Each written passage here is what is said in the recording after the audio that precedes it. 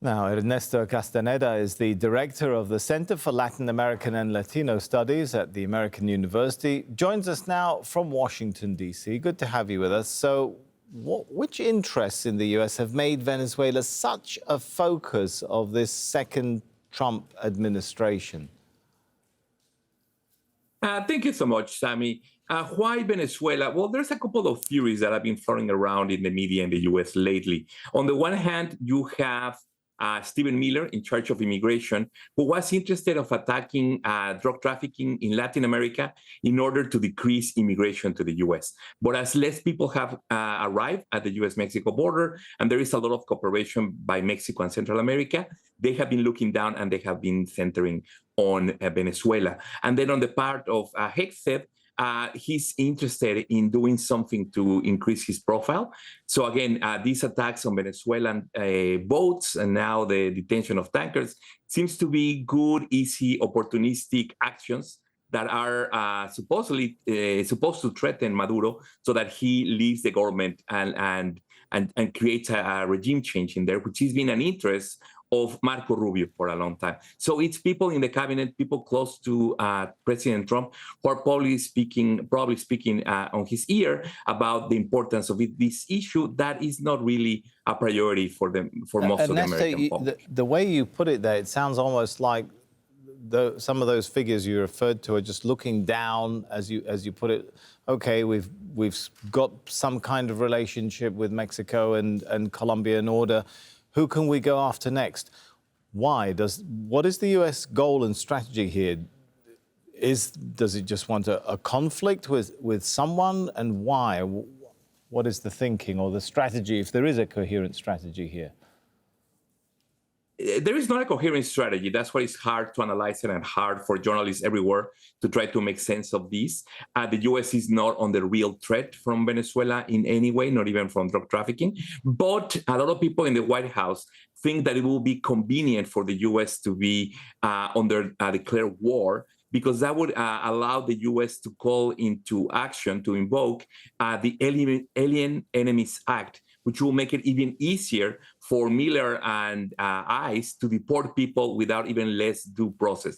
It would also allow for the invocation of the Alien Enemies Act inside the U.S. that will make it easier to quell opposition and protests from U.S. citizens. And also they think that if the U.S. went to war, there will be less attention put to the Epstein files, to the state of the economy, to the inflation, and people will rally behind the flag as they did after 9/11. But I think those calculations are probably wrong.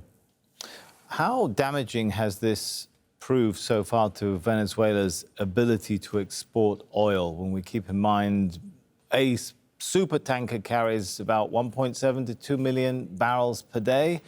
I think in November, Venezuela's exports were around 900,000 barrels per day. So how is that affecting its ability to export? Venezuela has the largest oil reserves in the world.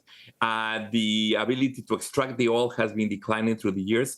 PDVSA, which is the company that was in charge of oil exploration, was one of the top ones in the world, but they have been having a lot of economic, technical, personnel issues in the last years, so much that Chevron has gone in and done some work. So the Venezuelan economy depends to a large degree on the export of oil, most of it going to China.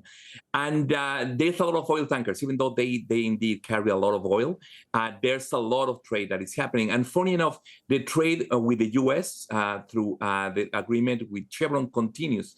So even though we have now the third tanker that has been stopped, most of the tankers, many of them are regulated and actually with permission to go into the U.S., continue to do so. So this is not likely to create economic chaos immediately. It's an attack. It decreases the confidence of people trying to buy oil from Venezuela in the future, but it's not enough to make a dent that Maduro will give up and say, okay, I'm resigning right now.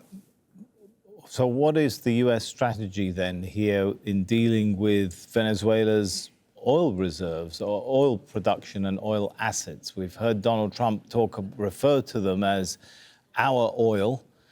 is his, what exactly is the vision here? Right. This is Venezuelan oil, but indeed, back in the day, some decades back, there were many American and other international oil companies that were extracting the oil and selling it abroad. And then those companies or those oil fields were nationalized by the Venezuelan government. And that's what the claims that Trump is making, and some of the American oil corporations, that they were not paid for the the nationalization of those industries. But this is an old complaint. It's again not one that guarantees probably invasion. They could be dealt in many other ways. But that's the latest set of arguments that have tried to be made in the public sphere to justify these attacks. But I wouldn't be surprised if these justifications keep changing in the near future. All right, we'll leave it there. Thank you so much for your analysis on that. Ernesto Castaneda, Director of the Center for Latin American and Latino Studies at the American University.